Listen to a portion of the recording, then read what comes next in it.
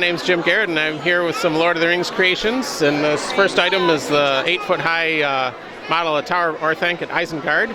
It's about 30,000 pieces, weighs about 80 pounds, and it's got Saruman at the front steps there.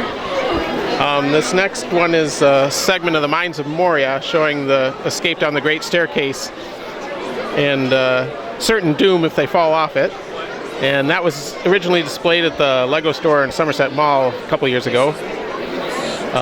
This next item is the main gate at the White City of Minas Tirith in Return of the King.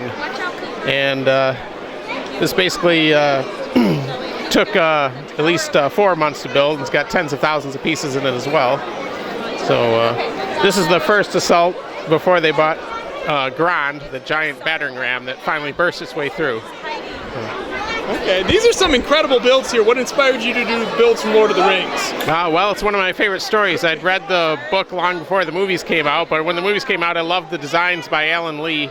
And so that was actually my first thing to create out of Lego when I was an adult, getting back into the hobby, is the Tower of Orthanc.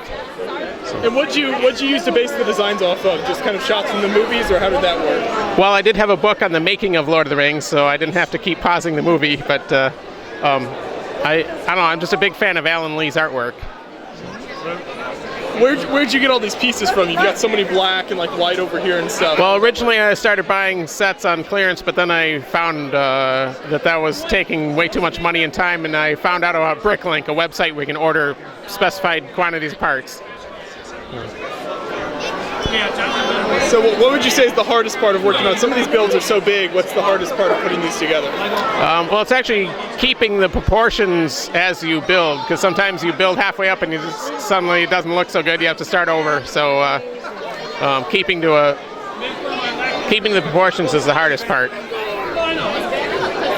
Well, very cool. And keeping the kids away.